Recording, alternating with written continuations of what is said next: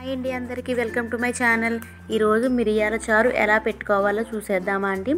ఈ సీజన్లో మిరియాల రసం పెట్టుకుంటే చాలా బాగుంటుందండి. ఒక మిక్సీ జార్లోకి 1 స్పూన్ వరకు మిరియాలు, 1 స్పూన్ వరకు జీలకర్ర, 1 స్పూన్ వరకు ధనియాలు తీసుకుని మిక్సీ పట్టేసుకుందాము. కొంచెం బరకబరకగానే మిక్సీ పట్టుకుందామండి. నెక్స్ట్ వచ్చేసి ఒక గిన్నెలోకి ముందుగా అన్నీ కలుపుకుందామండి. చారుకు కావాల్సినవన్నీ ఇక్కడ 1.5 లీటర్ వరకు వాటర్ తీసుకుందాము. మీరు ఎంత పెట్టుకోవాలనుకుంటున్నారో అంత మీకు తగ్గట్టుగా వాటర్ తీసుకోండి. ఇక్కడ 1.5 లీటర్ వరకు వాటర్ తీసుకున్నాక ఈ వాటర్లోకి మనం అన్నీ కూడా వేసేసుకుందాము. ఇంకా స్టవ్ మీద పెట్టకుండానే వేసేసుకుందాము. ఒక నిమ్మకాయ సైజ్, పెద్ద నిమ్మకాయ సైజ్ అంత చింతపండుని కడిగేసి వేసుకుంటున్నానండి నేను. ఇలా కడిగేసి వేసేసుకున్న తర్వాత కొంచెం కరివేపాకు, కొంచెం కొత్తిమీర కూడా వేసేసుకుందాము.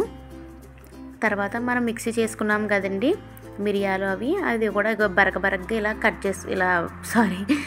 ఇలా మిక్సీ చేసుకున్నాం కదా బరకబరకగా, అది కూడా వేసేసుకుందాం ఫుల్గా. నెక్స్ట్ ఇందులోకి 1/2 టీ స్పూన్ వరకు పసుపు వేసుకుందాం. పసుపు వేసేసుకుని మనకి రుచికి తగ్గట్టుగా ఒక 2 స్పూన్ల వరకు సాల్ట్ వేసుకుందాము. ఈ సాల్ట్ కూడా వేసేసుకున్న తర్వాత ఒకసారి బాగా స్పూన్తో కలిపేసుకొని, కారం వేసుకోవసరం లేదండి, ఎందుకంటే ఇది మిరియాలు కొంచెం ఘాటుగానే ఉంటుంది కదా, కారం అవసరం లేదు. ఒకసారి కలిపేసుకొని హై ఫ్లేమ్ మీద మనం ఒక 10 to 15 మినిట్స్ వరకు మనం మూత పెట్టకుండానే మరిగిచ్చేసుకుందాం బాగా. ఈ విధంగా ఒకసారి బాగా మరిగిపోతుంది కదండి. ఒక 10 మినిట్స్ వరకు బాగా మరిగిచ్చేసుకుందాం.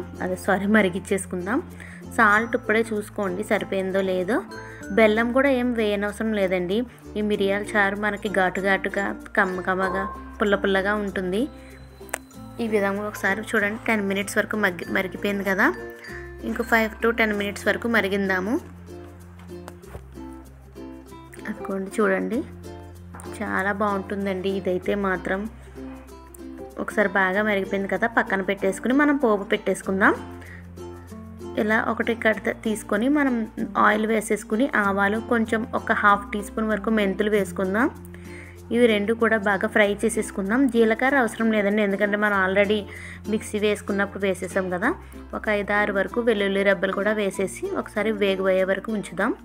తర్వాత నేనైతే ఇక్కడ ఇంగు వేయట్లేదండి, మాకు ఇంగు ఇష్టం ఉండదు, సో వేసుకోవట్లేదు.